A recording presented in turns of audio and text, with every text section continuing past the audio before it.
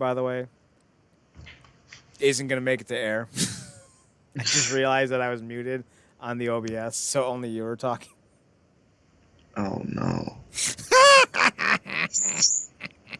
Into the ether I spoke. Yep. Well, no, you were heard. It was I who went to the ether, and I did not like it.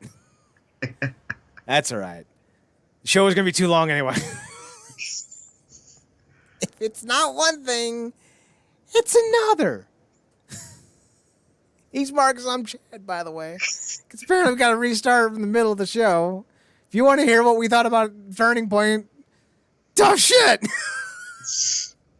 I'd like to hear about it too, but it's gone. Soul School, check it out. Might turn out to be far better than the next one because of the main event alone. Yeah, and we're not going to spoil the main event for you this time. No, just what's going on? We're continuing on the show. I can't believe I did that. Last week I'm all like, oh, the internet sucks. Blame me. And this week it's like, nah, I just suck this week. Anyway. So let's talk about Throwback Throwdown too. If you don't remember the show, this was from 2019, I think. It was either from the end of 2019 or the start of 2020.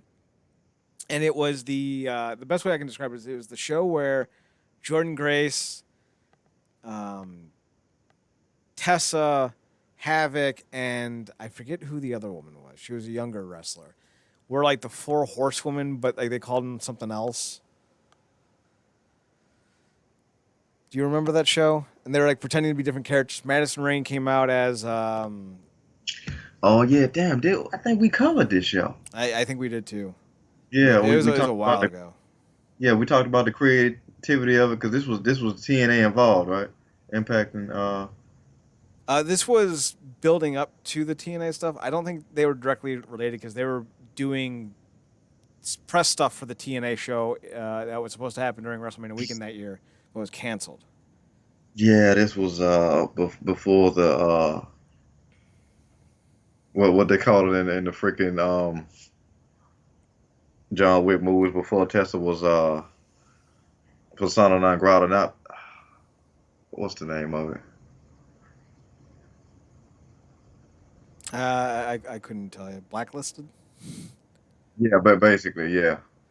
So I don't have a lot of insight on who everyone was at this point, so like you'll have to like figure that out on your own. Tessa, Havoc, and Jordan and the other girl were known as the Rough Riders. And like one of them was like Tim. I think Josh Alexander was Tim Burr, the Canadian lumberjack. Jazzy Fit Body was Madison Rayne.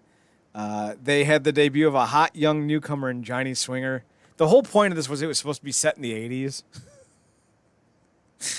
The main event was an international Commonwealth television title, Lucha Leafs Town match, featuring Downtown Daddy Brown. I think that was supposed to be Moose versus Julian Cumberbund. Maybe that was Ethan Page.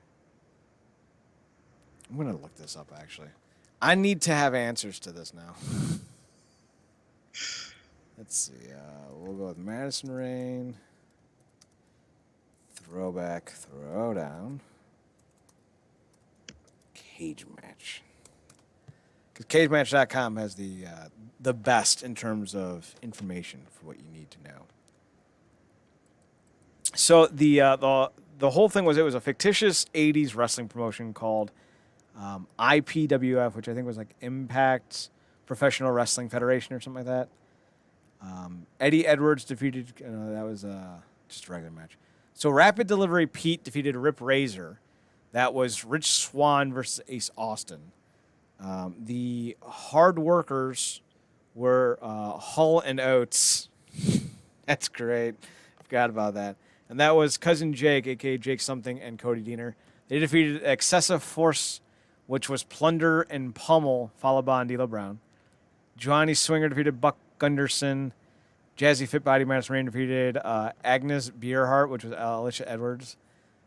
Tessa was Blanche Ardmore. Jordan Grace was Georgia Cobb. Lady Bird Johnston was Jessica Havoc. And Mildred Moore was Alexia Nicole. They defeated Bill Ding, like a building, and that was Trey Miguel. Gymnasium.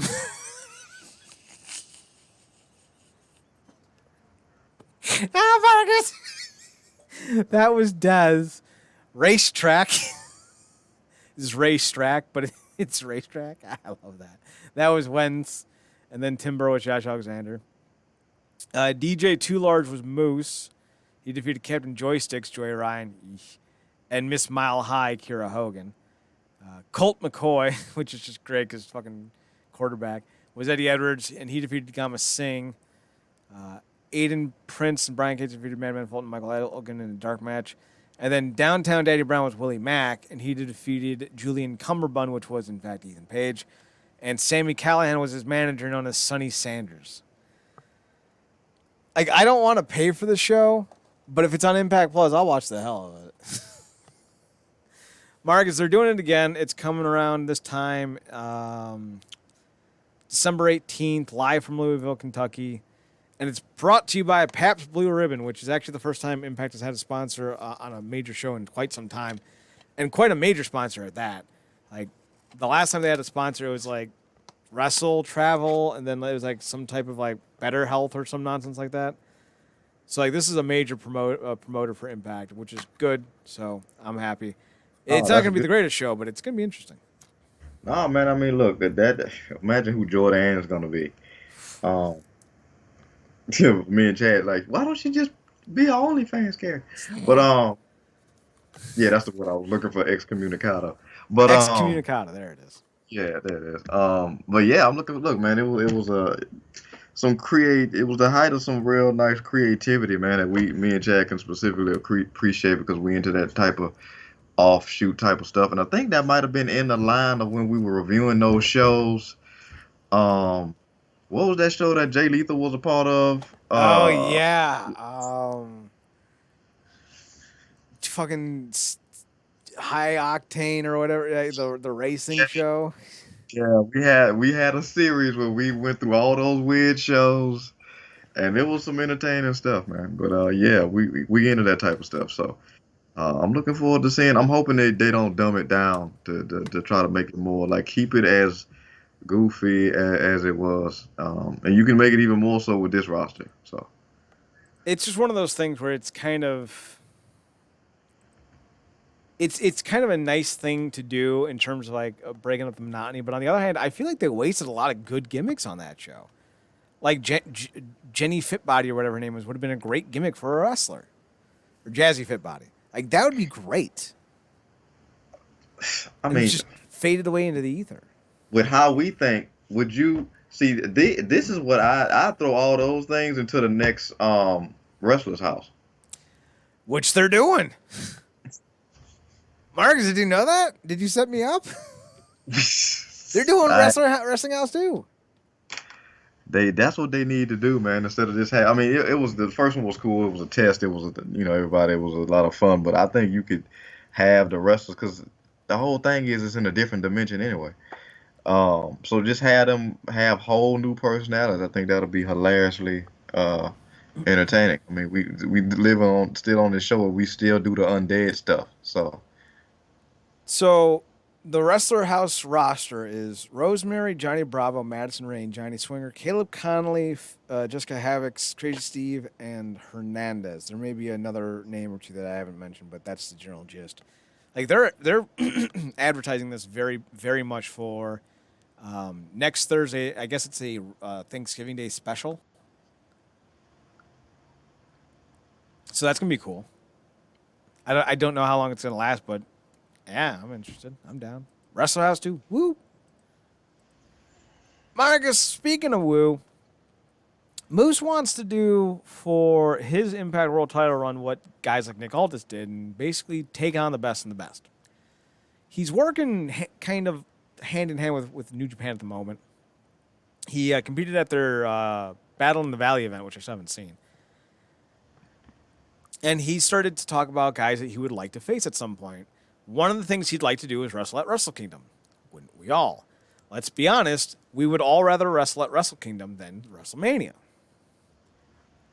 WrestleMania is the cool, and I shouldn't use it the cool, is the mainstream thing. Like, it's like saying, oh, I want to play at the Staples Center. That's cool. What? What? Yeah, no, there's another throwback for me and Chad, but again, with Disney lovers. One time for Johnny Tsunami. What was the name of the team that Team Poppin' Suds. yes, what's it called? WrestleMania is freaking extreme, right? Yes, and Wrestle Kingdom is Team Poppin' Suds. Try WrestleMania, man. It wasn't any fun. Didn't have any fun. Dude, Team Poppin' Suds. You're Andy Brinker. And all you ever have to be is my son. I'm like, oh my God. I was a little inline skating skatehead at the time. Still am. Yeah. I'm like, how they don't run those moves back? I was on YouTube the other day looking for Supernova Girl. Zoom, zoom, zoom. Make your heart boom, boom, boom. My supernova girl. I've never heard that song before, Marcus. What are you talking about? Well, yeah, of course he was like wrestle for Wrestle Kingdom, especially in the shape and the persona he has now. Man, he'd be right to go up against my boy Shingo, or the hurdle that everybody has to jump when they come to New Japan, Tomohiro Ishii, or anybody really. I think the thing that really stands out for me with Moose is like you almost have to adapt a certain style to go wrestle in New Japan. Kurt Angle makes sense. Jeff Hardy doesn't. If you had told me Moose in Ring of Honor or the start of his Impact run, I would have said no. Moose doesn't belong in New Japan. He doesn't have that style. But he did a tour. I think he did 2 tours actually with Noah. And that really upped his game. He became far more physical after that tour. I think he even had a match with Hammerstone. I think. So, like, you start to see the Japanese influence on a lot of these bigger dudes, and Moose has that, which is why I've always been kind of a big fan of Moose. He's not a great promo guy, and he's not, like, overly dynamic in the ring, but he's physical. And in wrestling, physical works. Mm-hmm. And by the by, I still have to point this out because it's just the rarest fucking thing. Moose's greatest match of all time in Impact is still that random ass. What was it? TNA on, not TNA on Demand. It was Impact All Access, whatever it was called before it became Impact Plus. He had a special event with Oklahoma, I think, with Crimson's promotion because they were doing like a battle, like for the military, and it was like everyone on the military base came in for free and stuff like that. And he main evented against Alberto El Patron, and it was Moose's best match ever, and it still remains that way. But he's become so much better in the ring, and I think now he's ready for that New Japan style and to do a tour with them. So I would love to see that. He's also talked about wanting to wrestle with Okada, Naito, or Tanahashi, but he also wants to take a swing at Will Ospreay, which who doesn't at this point? Whether it's heel heat or go away heat, Will Ospreay is definitely the most over heel right now in wrestling. So, because even diehards hate him, which I don't know if that's a good thing or not. Yeah, you definitely got to a definitive point where it's like, yeah, we know he's probably one of the greatest performers we've ever seen, bell to bell with his style, but that doesn't even matter anymore. It's like Ibushi does the same thing, and he almost dies almost every time. Yeah, he's gonna have some issues. Physically, they're both kind of getting wrecked. But that's not the only New Japan news we got. I think it was announced Sunday or Saturday night. I forget which one. That New Japan and Pro Wrestling Noah are going to be holding a super show in January. It's going to be on the 8th. And it's going to be Wrestle Kingdom 16 in Yokohama Arena. New Japan versus Noah. There's going to be a live English pay-per-view presentation. This is technically not part of Wrestle Kingdom, but also technically part of Wrestle Kingdom because Wrestle Kingdom happens on the 4th and the 5th. Or the 3rd and the 4th. I think it's the 4th and the 5th. So this is going to be several days after. But it's still going to be counted as the 3rd night of Wrestle Kingdom. And the only night of Wrestle Kingdom that's not going to be in the Dome. The Tokyo Dome. So right now we don't have any matches that I'm aware of. but we know 6 of the competitors who will be involved in the event. From New Japan, you're going to have Shingo Takagi, Hiroshi Tanahashi, and Kazuchika Okada. And then on the other side of things, you're going to have Kyoto Kiyomiya, I think. Then we also have Keiji Muto, and I forget who the other guy is. Here we go.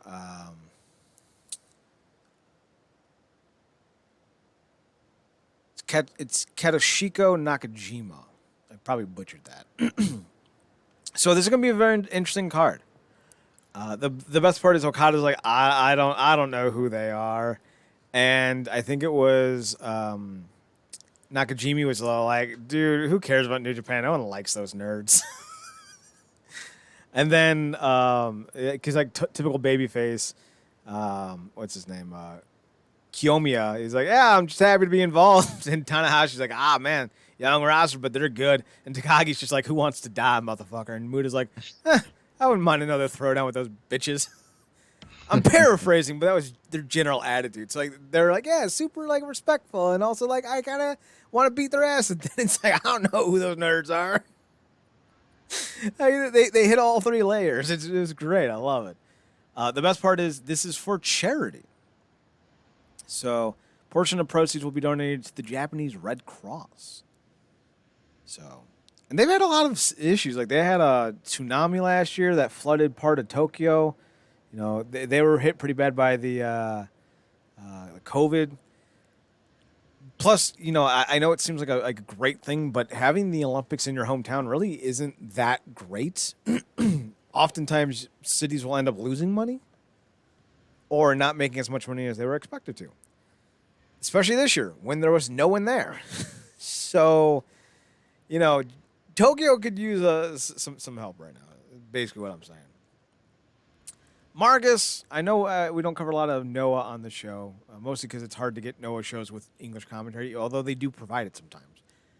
How do you feel about this upcoming event? No, man, I mean, Noah's always wild for, in a lot of ways, have flown under the radar, I guess, for quote unquote mainstream audience goers and wrestling. At They've least always since the Kenta Kobashi days. Yeah, they've always had a strong foothold and kept so, and obviously New Japan has been the one that's gained a lot of audience momentum because of the mix of talent that we've seen go through there, and then obviously, you know, come back and do stuff stateside, but obviously have a better run in New Japan because of the sheer environment and talent. Yeah, them coming together kind of seems like a long overdue no-brainer. But when you look at this and the talent that's involved, and specifically Okada, you know, Tanahashi and Okada, you know, going against their top dogs, and the fact that it's, like you said, it's for charity, for a great cause. I mean, it's really the perfect match. And then, of course, because it's Noah, the rest of the card is not to be slept on either, you know. So it's a win-win. It is a win-win, and it's also a sign that the new head of New Japan, whoever it is, because I know that the one guy was set to step down, that they're making repairs. For a long time, New Japan wasn't doing business with other people. And this is kind of counterculture to the top of New Japan's hierarchy and their beliefs. Like Hiroshi Tanahashi, I think went before the Japanese political Congress. I don't know what they call themselves. But he basically went to the Japanese Congress and he's like, listen, like we need to, you know, do these laws and like make some changes. I don't know if it was for COVID. It may have been. But he was basically like, listen, we're not here for New Japan. We're here for all wrestling. We're here for all sports. And like they had people from All Japan, Noah, and a few other promotions there as well. And they're like, you know, we have to get back to work because, you know, everyone's hurting. And, you know, I think that was when they allowed kind of a limited release of tickets, I think at that point. It may have been something completely different because Tanahashi's always talking to people. So it's always hard, especially like a year later, to try to remember what was said and when was said and all that stuff.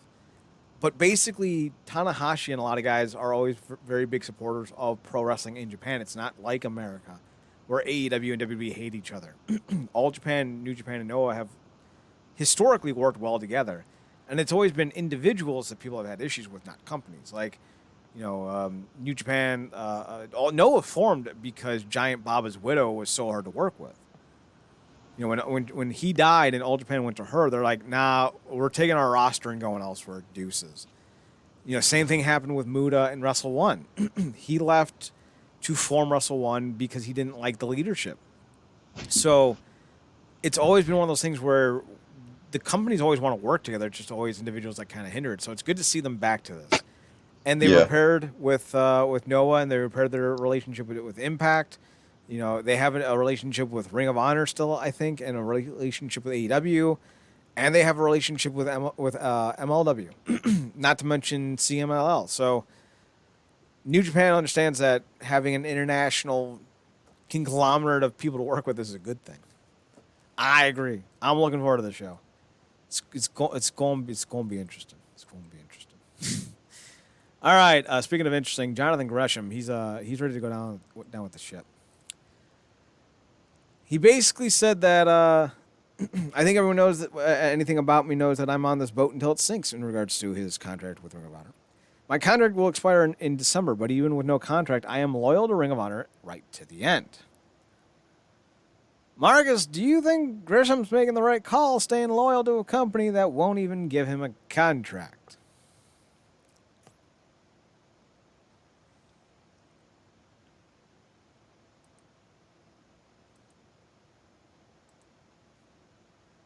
Okay, I think Marcus is needing a moment.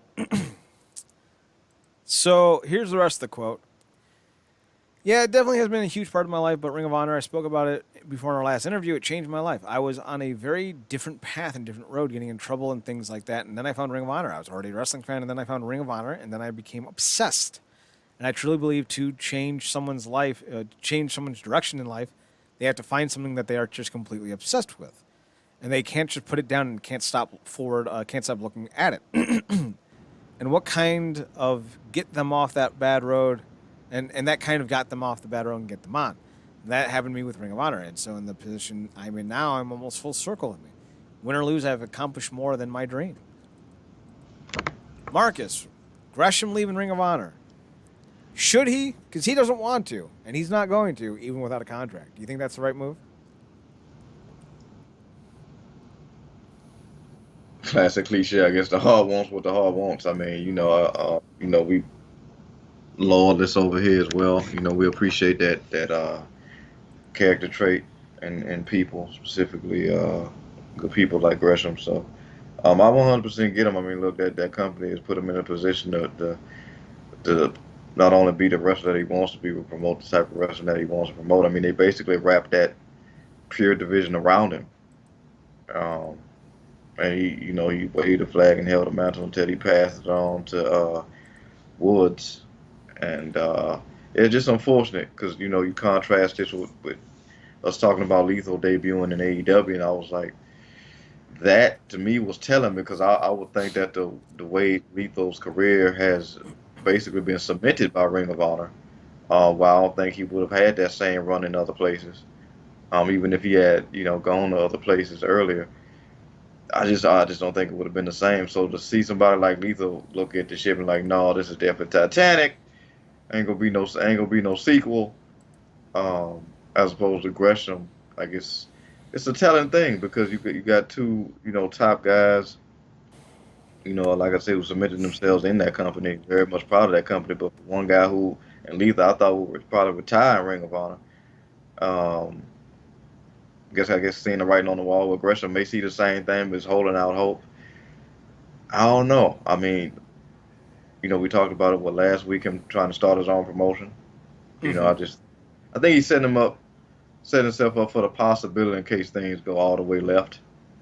But I can't blame him for holding out hope. I mean, it's the one place that he's been able to genuinely, stay in love with this, this thing that he loves and really gain that type of momentum. I mean, he's kind of went from zero to hero. I remember, I think it was Jordan posted a picture of like a contrast of Christmas. He barely had like a one room apartment and barely a Christmas tree, and now they obviously uh upgraded and got a whole Christmas throwdown. So it's kind of hard to let that go when you can kind of attribute most of that success to Ring of Honor. Mm-hmm. So I get it, but like I said, if the writing's on the wall and they kind of just put out that pressure like we'll be back, and it's like no, they not coming back. Then I like somebody like him.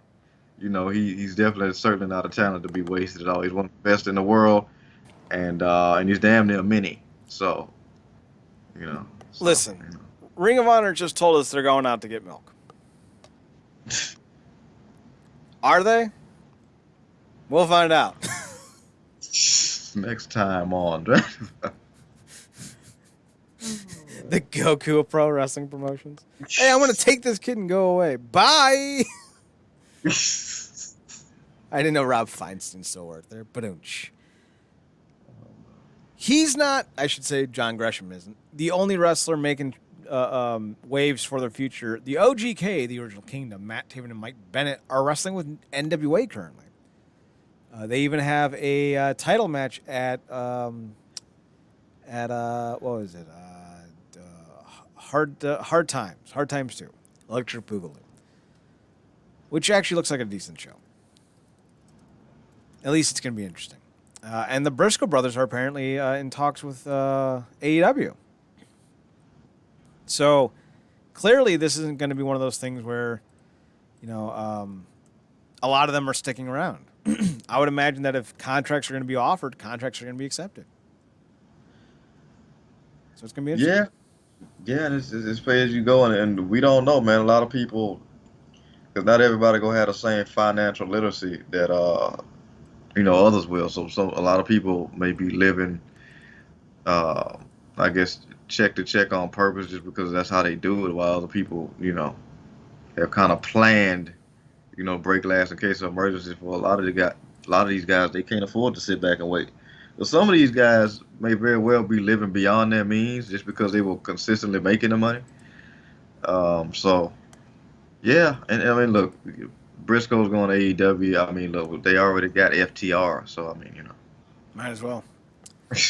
So they're not the only ones that had major releases recently. We are going to add the Hard Times conversation to the show as well.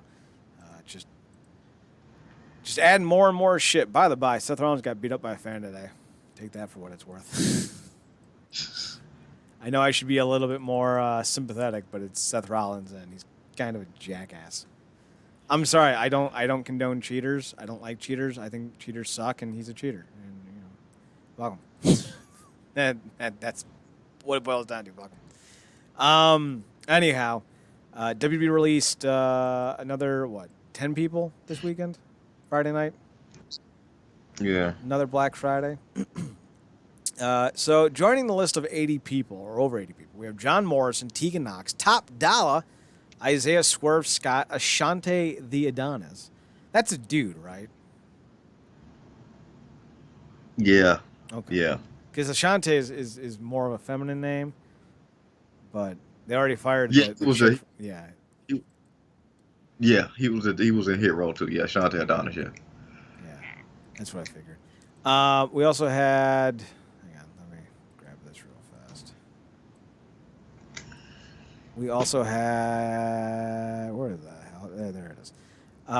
Drake Maverick, Rockstar Spud, Shane Thorne, whose tag team partner is currently in New Japan, and Gunner, aka Jackson Riker. Oh no.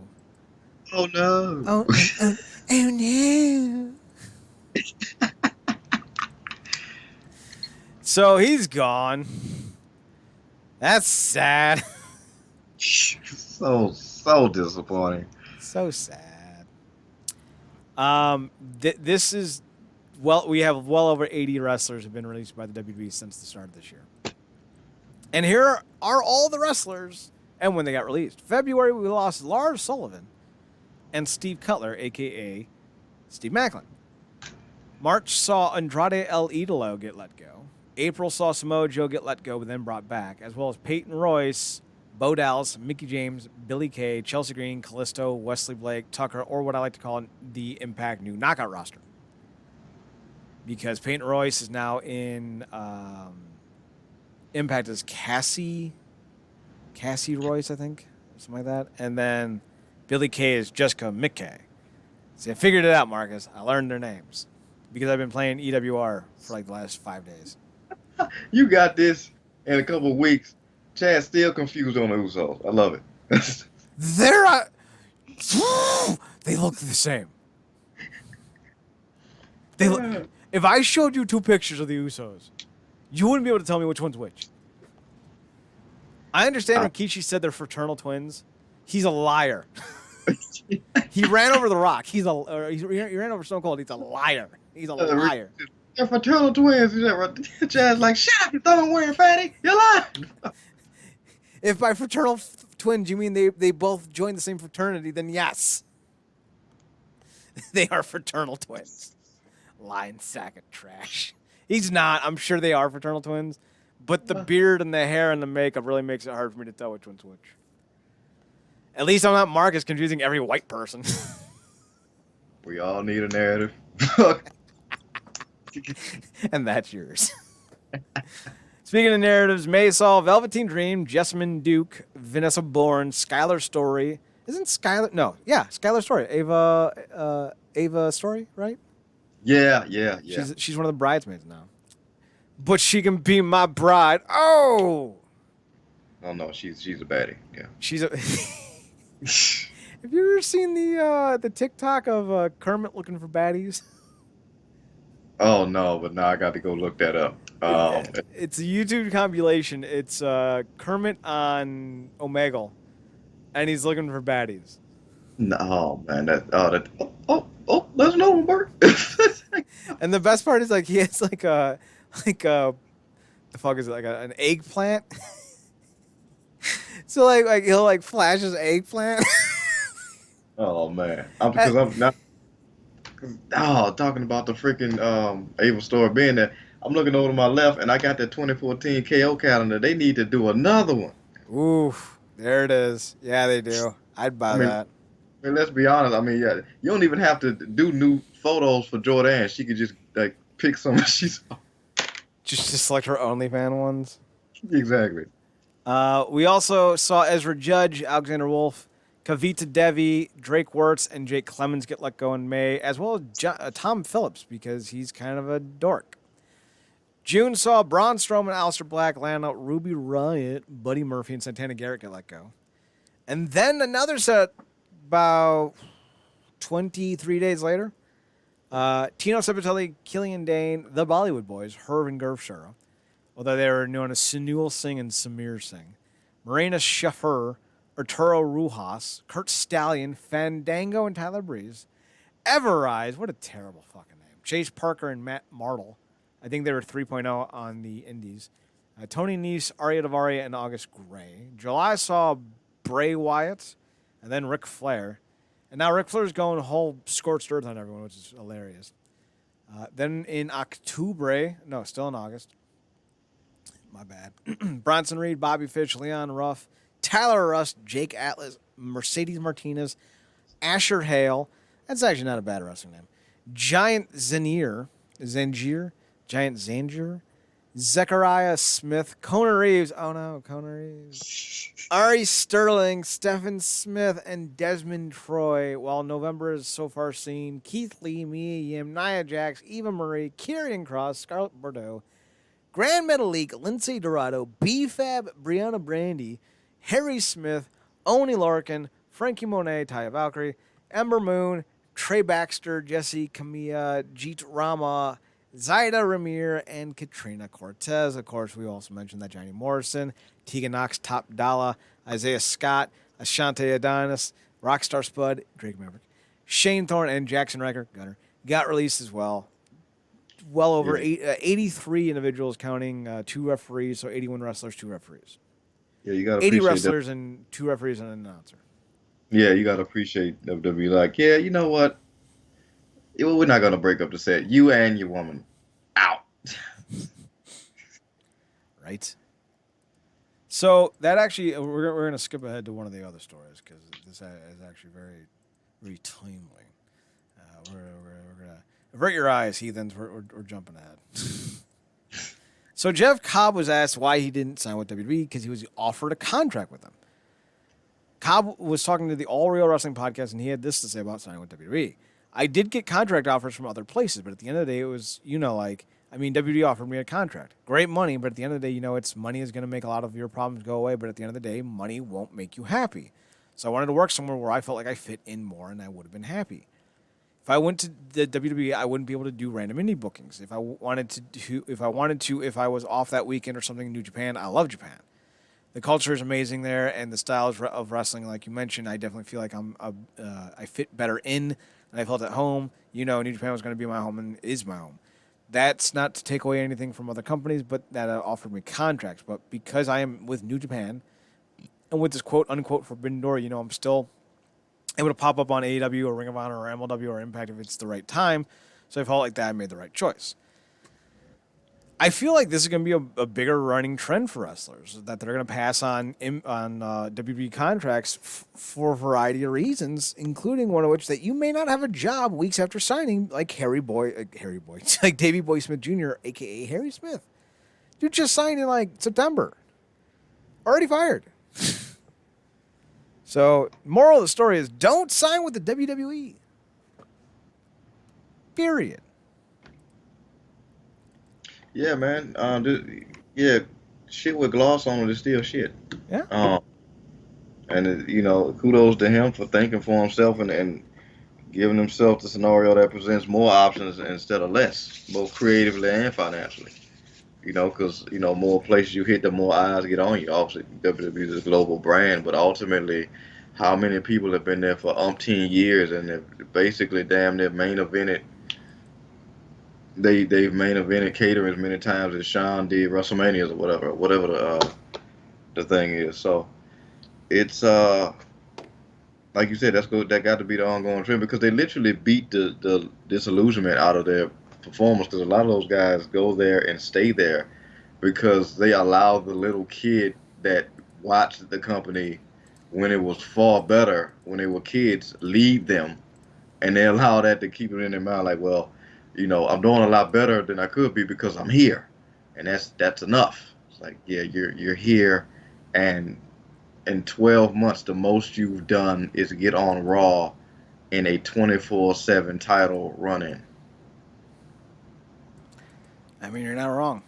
A great leap forward in my book. So, kudos to him, man. And with the type of style and the look and everything, he just fits in New Japan. A lot of guys don't necessarily know where they fit. They just feel like where they would have a better opportunity. And WWE is not a better opportunity for a lot of guys. They have their guys, and those guys have avoided, this 80 plus, release. And, a lot of people probably thought some of these names were going to, get saved, and that's just not the case. Unless you guys like Roman or Orton or Charlotte, everybody else is, a few others, everybody else pretty much up for grabs, Charlotte and Andrade broke up. No, seriously? They unfollowed each other on Instagram. Like, I don't know, like, how much more evidence do you need, Marcus? Okay, how much is this beef with Becky consuming her? Like what is? Maybe Charlotte's just a terrible person. Weren't they engaged? I mean, how many times? Jesus Christ. Yup. Okay. So speaking of MLW and Jeff Cobb debuted or returned to the promotion. I don't know which one is which. This past weekend on their it was filmed a few weeks ago, but it aired this past Wednesday.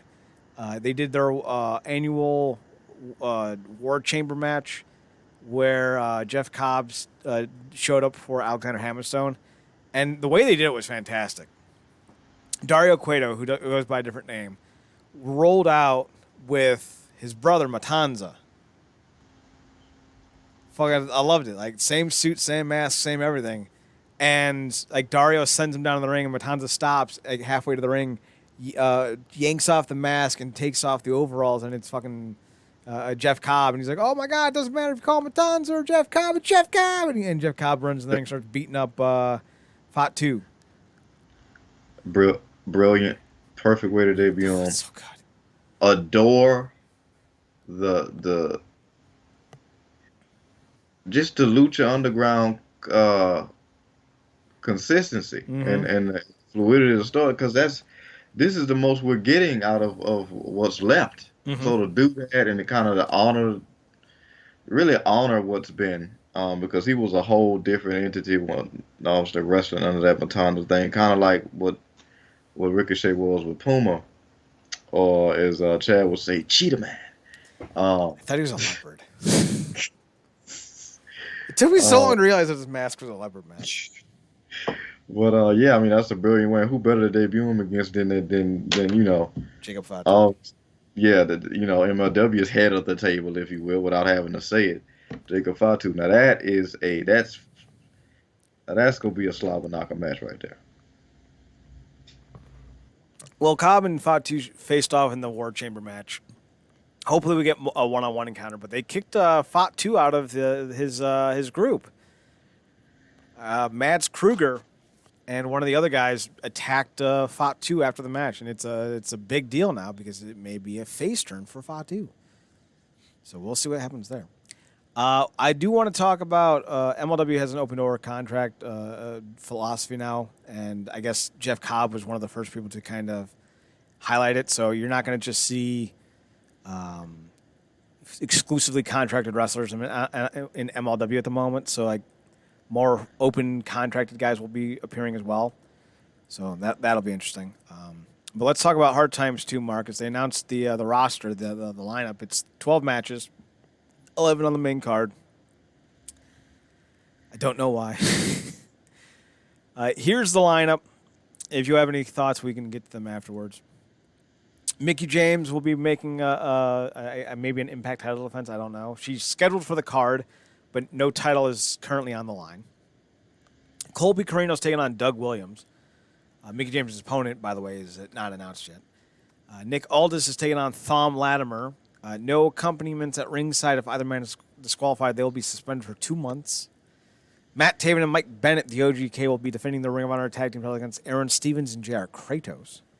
The Hex, Allison Kay and Marty Bell, will be defending their belts against Kylie Ray and Tootie Lynn, as well as Lady Frost and Natalia Markova. Natalia? No, that's right. Natalia. Marcus, Google Natalia Markova and thank me later. That'll be for the NWA Women's World Tag Team titles. Chris Adonis will defend his belt against Judas, Gunner's former tag team partner in TNA. Judas, sorry. Father James Mitchell will be accompanying him. It'll be for the National Championship of the NWA. The NWA Women's World Championship will be on the line as Camille takes on Melina, as well as the NWA World Tag Team titles will be on the line as Laura Rebellion, Bestia 666, and Mecha Wolf 450 taking on the End, Otis and Impero. No DQ TV title match. It'll be with the Pope as a special guest referee. It'll be Tyrus taking on Scion with Austin Idol. There it is. That's who it is. That's who's on commentary. As Tyrus is second. Then we will have the main event will be Trevor Murdoch versus Mike Knox of ECW fame for the NWA World Heavyweight Championship. We also have a Junior Heavyweight Championship qualifying gauntlet match. That'll feature Alex Taylor, Arya Daivari, C.W. Anderson back from retirement, Darius Lockhart, Homicide, Jeremiah Plunkett, Jamie Stanley, Kerry Morton, Luke and PJ Hawks, Sal Renaro, and Victor Benjamin. I think Colby Covington and Doug Williams is also competing for a spot in the upcoming Junior Heavyweight Championship qualifying tournament. So that'll be interesting.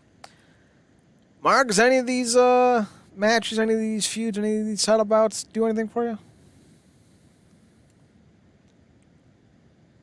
Well, first off, you were wrong, my dear friend. I'm thanking you now. Hey man, yeah, that's good. As Yeah, far it's as the not card, bad. I mean, yeah, exactly. Um, that's a good card, man. That's a good card. It's cool to see, Matt Taven and Bennett, obviously knowing that they, work better together than apart. Specifically at this point, with the uncertainty in there, doing that. And Murdoch versus Mike Knox, a name I haven't heard in years, maybe since the ECW. He was part of Team Dixie, I think. No, Oh he was yeah, Aces and Eights. wait a minute, Eights? Yeah, I'm sorry. Snitsky was part of Team Dixie. Yeah. Oh God. Speaking of big weird white dudes. Oh Yeah, Nux. Yeah, he was Nux, right? Mm-hmm. Yeah, yeah, he was a part. Yeah, yeah. 1-3, 1-3. I'm coming. Yeah. Um. So that's interesting. But yeah, man, that should be an interesting show. That should be an interesting show. The way they kind of brought Knox back, Knox, not Knox, is basically they were doing like a cage match, and Nux showed up and beat the hell out of Trevor Murdoch. So definitely some interesting stuff happening there. I'm very interested to see what they're doing because I like these. I like these type of reclamation projects. Just because a wrestler's older or forgotten or wasn't used correctly doesn't mean you can't find a new way to use him. I don't think Knox is going to be the guy you want to put the belt on because I'm pretty sure he's in his 40s. I mean, he's about the same age as Trevor Murdoch. He's 43. But you don't want to keep surrounding yourself with the older guys at the top of the roster. You want to be able to bring in younger stars to make them. But I think Knox is a good choice to kind of give him an opportunity and see how he does in an environment where old school wrestling, the punches and kicks and leg locks and shoulder locks and test the strengths, see I how he mean, look, does in that environment. absolutely. I mean, look what the NJPW has done for Murdoch, Mm-hmm. and then done for guys like Tim Storm and others. Man, it's Nick he Aldis. never, yeah, Nick Aldis. So, you're never too old, specifically being misused, and the NWA has done a great job at kind of regrounding a lot of these guys and kind of focusing them, in terms of just that NWA style and whatnot. So, yeah, it's just cool to see guys like that be able to kind of find a bit of a refresher, so to speak. So, I agree. I think it's going to be a very interesting lineup, and I think that's this weekend, the 4th. So next weekend. We're already almost into December, Marcus. Holy shnikes. yeah, that's all. Tweet somebody was like, "How in the hell is it Thanksgiving and November 1st was yesterday?" Marcus, how the hell is it November? How the hell is it Thanksgiving and April 2020 was yesterday? Marcus, I went to bed 33 and woke up 35. I don't know what happened. Yeah. Speaking of what's happening, we have a new Hall of Fame opening up thanks to Game Changer Wrestling. They've announced the first 3 inductees, maybe more, but I only know the 3, for their Indy Wrestling Hall of Fame. So these aren't guys necessarily that were famous with GCW. It was guys that were famous on the Indies. And I generally think that if we ever do, or not us specifically, but we ever do a Pro Wrestling Hall of Fame as a community, I think you should have your WCW, WWE, Impact, Ring of Honor, Indie categories, because I think a lot of guys deserve to be, and gals deserve to be recognized for their contributions to the business, who definitely weren't always in front of the WWE lens. But that's just opinions. So the 3 names that are going to be going in are Jerry Lynn, who will be inducted by Sean Waltman. Then you have Homicide, who will be inducted by Chris Dickinson. I think Chris Dickinson was a student of Homicide's. And for anyone who doesn't know, Sean Waltman and Jerry Lynn are very good friends in real life. And then Ruckus will be inducted as well, and he's going to be inducted by Sanjay Dutt, who is his longtime rival. So those are the first 3 that have been announced. I don't know if there's any more coming. So Marcus, I know maybe you're not familiar with Ruckus because he was old Ring of Honor. But what do you think of the inductees on their own? You like them? You think this is a good trio to get in? I just like the whole concept of kind of acknowledging those outliers, if you will. Specifically, even if they, been long time journeymen and have passed through more recognized major promotions, if you will, but still haven't got that acknowledgement. That you acknowledge guys like Jerry Lynn, who's gotten acknowledgement in other places, but you know, definitely deserves more recognition. So yeah, I like that. I like that concept. I think that's really good. And like you said, it wasn't just guys to a specific territory or company. It was guys who, like I said, remain those outliers because they kind of knew it's like I'm not really a company, quote unquote company guy. I can be a passer through, but you know you can't just slap a label on me and be like property of NXT. That just doesn't work for certain guys. So Yeah, and I think Jerry Lynn specifically maybe not an indie guy, but he had runs in WCW, WWE, ECW, TNA, and Ring of Honor. But his most notable run was probably in Impact when it was TNA. He was one of the first X Division champions of all time, and he really did a great job kind of building that brand with AJ Styles and company. And then he won his only world title in Ring of Honor. So I do agree that maybe not one company defines Jerry Lynn, but Jerry Lynn has defined a lot of companies. And I think that's very, I think that's a good thing that he's getting that recognition as a Hall of Famer because he is a Hall of Famer. At least in my eyes. Absolutely. And then lastly, we got to talk about Maven. Maven has easily one of the best theme songs of all time. And drop kicks. Yeah, his dropkick was solid. One of the best wrestling moments of all time, and I'm gonna admit this on the air so no one is surprised. I'm a big old fan of Maven. Oh man, I remember one of my favorite things to watch. Besides, like you said, you got one of the best wrestling moments. But that time, that was 2003, 2004, when obviously that reign of terror about Triple H, when he had a match for the world title, and like everybody and their mom came out to make sure he tried to win it. Yeah. Well, everybody was just so damn done, and even Orton. This was when obviously he was, burning my light of it all to face Orton, which I know is weird, but yeah, it was just a cool time, and the fact that he, like you said, you're gonna talk about one of his best moments against an absolute legend of the business, but yeah, Maven was one of those stories. It's like I always used to ask myself, like, what the freak happened to Maven? Like he was potentially that next guy. I feel like was he like our like Shelton Benjamin before we got Shelton Benjamin? To an extent, Maven wasn't the same worker. He was very athletic. And that was Yeah, one of the big selling points of Shelton. But Shelton always had the amateur wrestling background, which meant that he was very fluid in the ring. And yeah, Maven never had the same fluidity, and that was always one of the things that hindered him.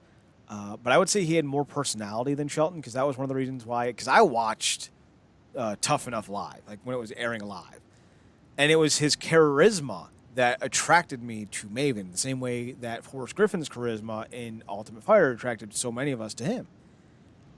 But he was never the greatest worker. But the problem is, a lot of the Tough Enough winners never got a chance to develop. yeah. Johnny Nitro is one of the outliers. He was sent to developmental for a long time. Maven, I think, had like 6 weeks.